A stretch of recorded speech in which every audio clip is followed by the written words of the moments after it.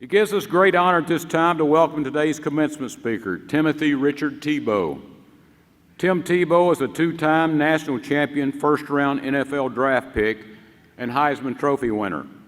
He played 3 years in the NFL for the Denver Broncos and the New York Jets, and today serves as a college football analyst for ESPN. Mr. Tebow is the author of 4 New York Times best-selling books. Through My Eyes, named the top sports and religion book of 2011, Shaken, Discovering Your True Identity in the Midst of Life's Storms, which won the 2017 Evangelical Christian Publishers Association Book of the Year, This Is the Day, and Broncos and Friends, A Party to Remember, his first children's book. He also just recently released his latest book, Mission Possible, Go Create a Life That Counts. The son of missionaries, Mr. Tebow has returned to the Philippines several times to spread God's word and serve the needy. In 2010, he established the Tim Tebow Foundation. The foundation builds Timmy's playrooms in children's hospitals, provides life-changing surgeries to children of the Philippines through the Tebow Cure Hospital, sponsors Night to Shine, a nationwide prom and worldwide movement for people with special needs, provides care for orphans in 6 countries, and also continues to spend his time and attention serving his fellow man. Ladies and gentlemen, please join me.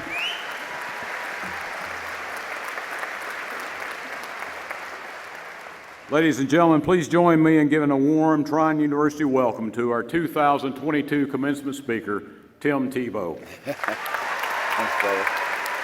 Thank you. Appreciate it. Thank you. Thank you so much. I appreciate it. President Brooks, you and Miss Melanie, thank you so much.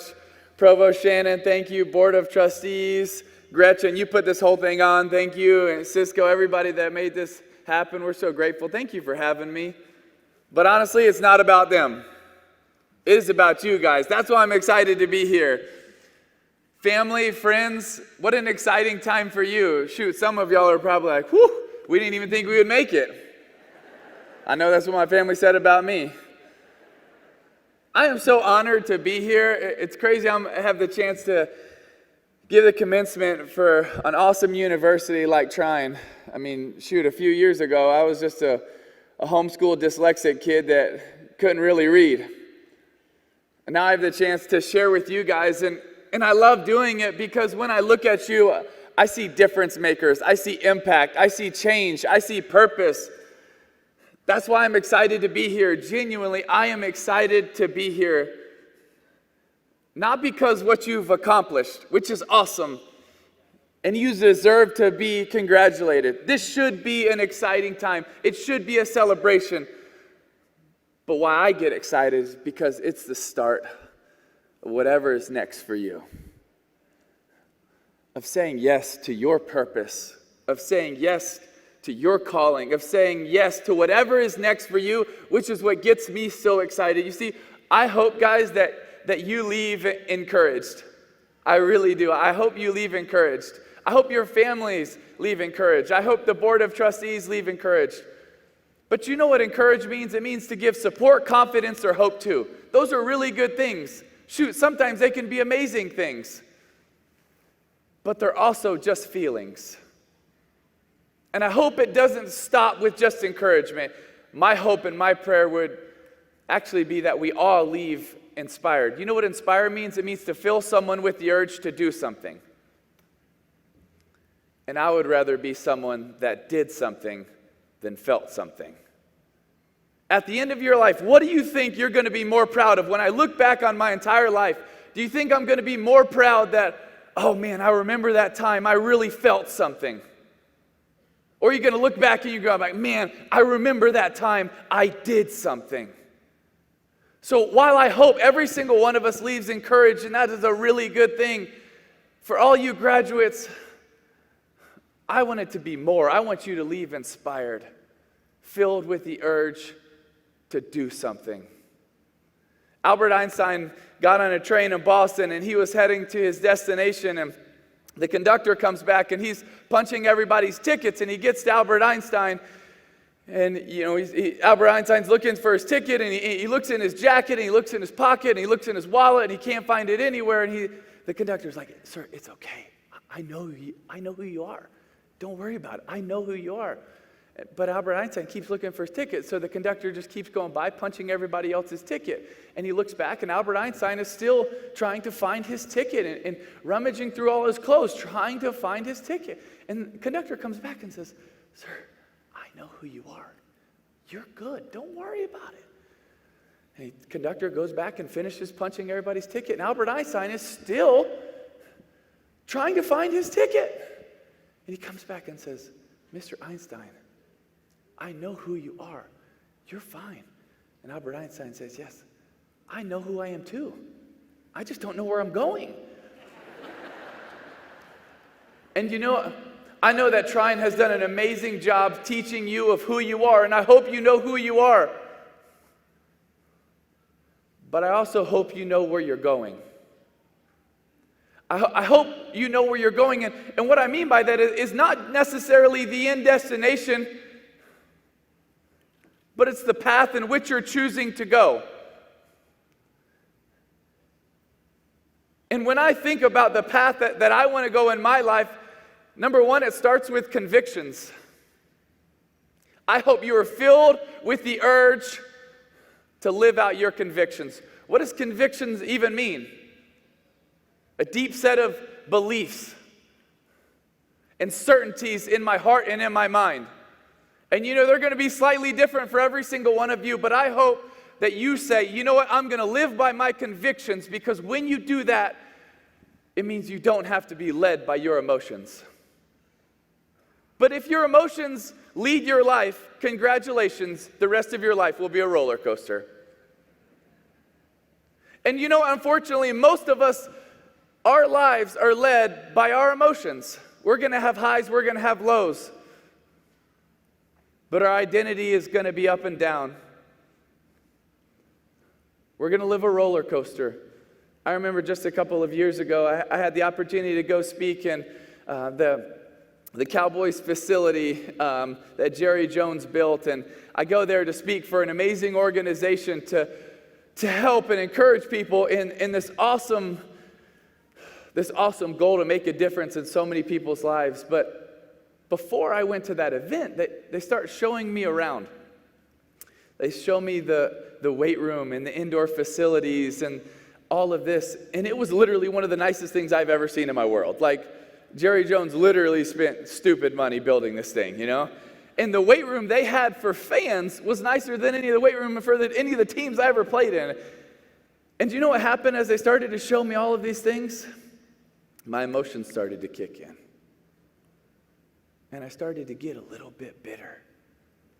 I started to get a little bit disappointed. I started to get a little bit frustrated because what I didn't have or what I thought I should have had.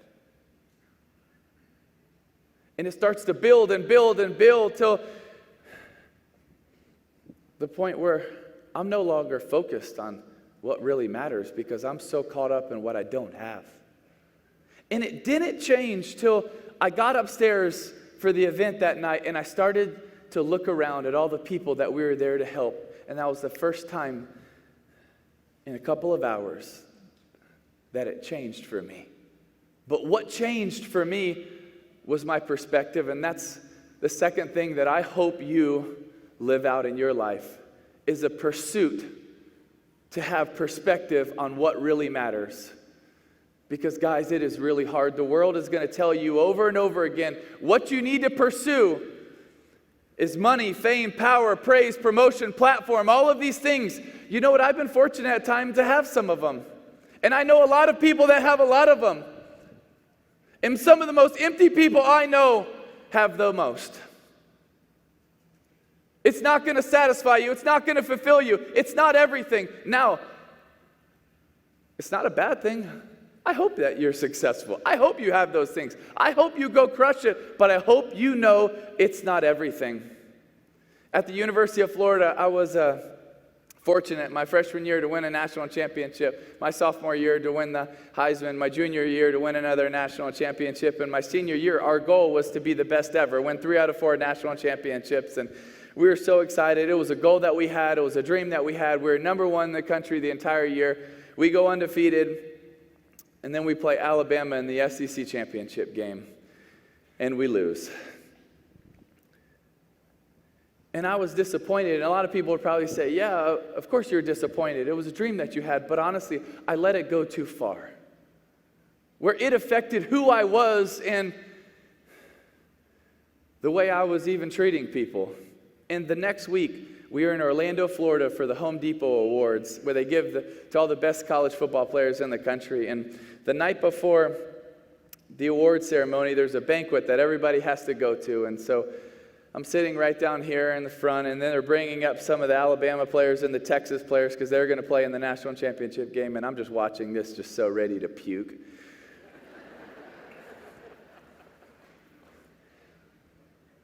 In such a bad mood, in such a bad place. And then one of the waitresses comes and she taps me on the shoulder and she says, hey, Timmy, there's a young girl that her and her family have drove down from Virginia to see you. And she has some severe issues that she has been fighting. Would you come back and see her? And I said, of course. So I stand up and I walk to the back of the room, and they open these doors, and in comes walking this young girl named Kelly Fawnin. See, Kelly has had to fight brain tumors and tremors and so much adversity her entire life. And Kelly comes walking towards me, but it's so hard for her to even take the next step. But she is so excited, and she takes the next step and takes the next step, trying not to fall down. And she comes and she has her arms open wide, and she embraces me, and she gives me a huge hug, and she squeezes me, and it's probably a 2-minute hug, and then she starts crying, and then I start crying, then her family starts crying, and my family's there, and they start crying, and no one's even said a word yet, and everybody's crying. And then I start to meet Kelly, and I start to talk with her, and I find out a little bit more of her story. And I just felt the urge to ask her to be my date the next night for the red carpet and the award ceremony, and thankfully she said yes. And so the next morning, my uncle took her out to get her a fancy dress so she could be the belle of the ball. And she had this fancy dress, and the next night was awesome. We had dinner with our families, and it was awesome, and we were celebrating just her freaking being awesome. And then we go down the red carpet, and everybody's cheering for her, and it's this amazing night. And then we walk into this award ceremony in this prestigious auditorium, and we sit down row 1, seat A. And she sits right beside me, row 1, seat B. And it's awesome, and I'm in such a good mood. I'm in such a good place.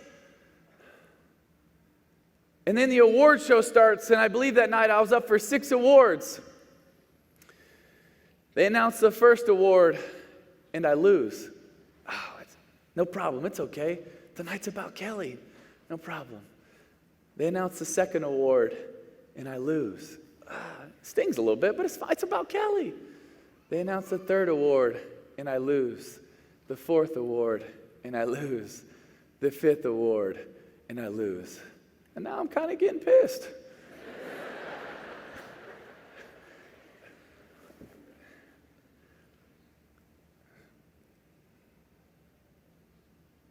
And my mom is sitting right behind me, and she leans forward as they're getting ready to announce the 6th award, and she whispers in my ear, Timmy, it's all right. You already won tonight. You just don't get your award till heaven. What was she talking about? A silly college football award? I don't even know what the 6th award was for. Genuinely, to this day, I can't even remember what it was for. I actually don't even remember all 6 of them. But at that moment, what it feels like matters so much really doesn't. However many years later, I don't even remember what those awards for. But I remember Kelly, and I'm still friends with her to this day. And this young girl that's overcome so much in her life has raised over $300,000 to be able to impact other people that are going through the same thing that she's gone through. That's a hero. Why? Because she's had perspective and she changed my perspective. It's so easy to get caught up. I thought it was everything. I thought it was another championship. I thought it was another Heisman. I thought it was the praise, promotion. I thought it was everything. But Kelly taught me it's not everything. Guys, I hope you know that what the world is going to tell you is not everything. Don't look over people for stuff, because you're going to hear it a lot. Not exactly that way, but they're going to say, look past people and gain your stuff. Take as much as you can. Get as much as you can. You know what happens when you get all of it? But you step over people in the process. Live by your convictions. Pursue perspective that actually really matters for worth and for value. And third, be ready to make a difference. And why I say be ready is because you don't know when opportunities are going to present themselves. So be ready. Be ready to make a difference. What do I mean? Well, a couple years ago, about 10 now, my dad was in a remote country helping some missionaries and some pastors in a country where faith's not allowed. And because they had to go underground to do this, there was a group of people that brought in young girls and started to sell them. And so my dad is sitting there, and he's obviously shocked and appalled at seeing this, but he couldn't help but do something. He was filled with the urge to do something. They're literally selling young girls to people that are going to do terrible things. So he didn't know this was going to happen, but he was inspired, filled with the urge to do something. And so he took out all the money in his wallet, $1,250, and he purchased all 4 of these girls. And then he called me, and I said, hey, Dad, how's the trip going? He said, oh, pretty good. Well, Timmy, I just bought 4 girls. Try starting a conversation that way. I said, Dad, what the heck are you talking about? And he said, I couldn't help it. I had to. I knew whoever else was going to get him was going to do something terrible. And I had to do it. And I said, I knew that instant I had a new calling. My eyes were open to something I had to say yes to. And so I hopped on a flight and I flew to this country, and I thought, this is like Liam Neeson in the movie Taken or something,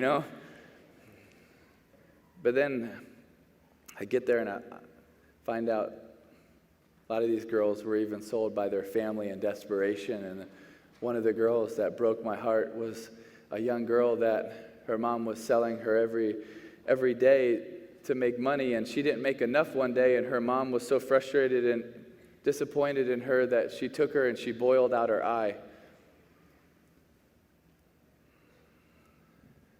And I wasn't ready. It's not something I prepared for. But I knew this was something that I had to step into, and I was filled with the urge to do something about it because my dad was filled with the urge to do something about it. He opened my eyes, and I knew I had to say yes to this. Guys, I don't know everything that's in store for you, but I want you to be ready to make a difference, not shy away from that moment. You see, at that same table with my dad, and this is why my dad's one of my biggest heroes and role models, was a group of pastors and missionaries that were sitting there, and not one of them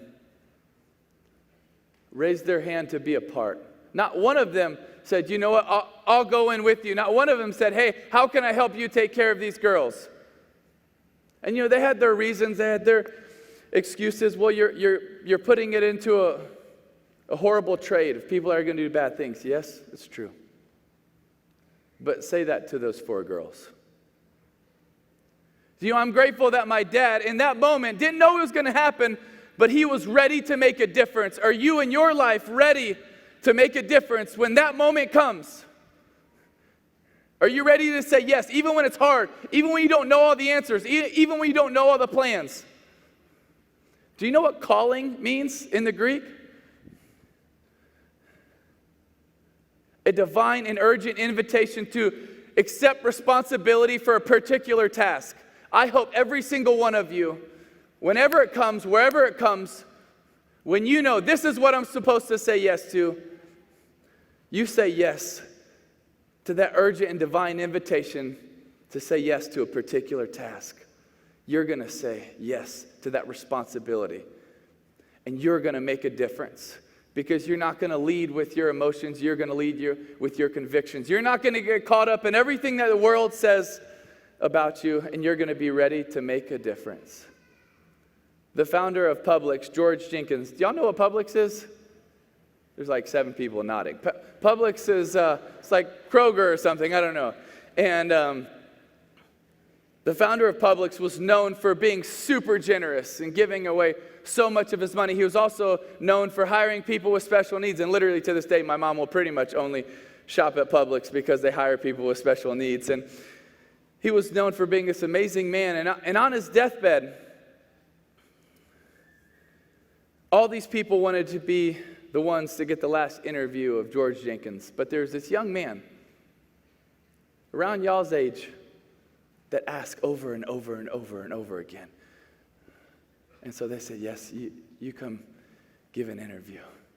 And so he sits down beside George Jenkins and he asks all these questions about building a huge company and about making a lot of money and about finances and about leadership and all of these principles and qualities and what made George Jenkins famous and successful.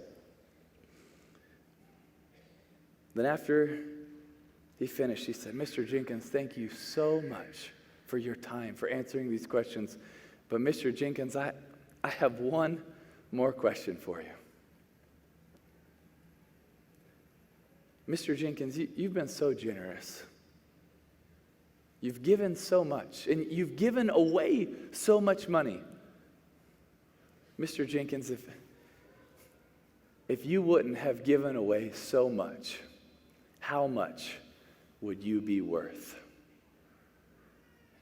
George Jenkins thought for a moment and then looked at him and said, son, probably nothing.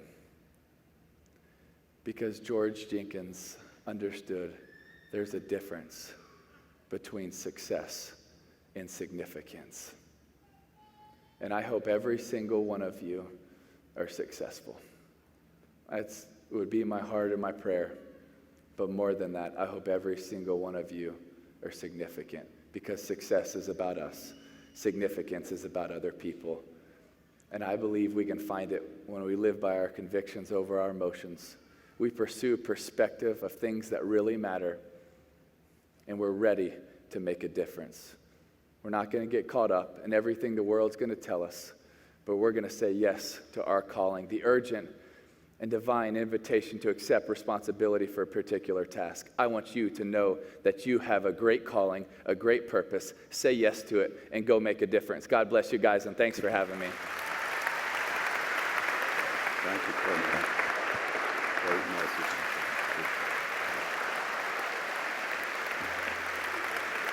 Thank you, guys.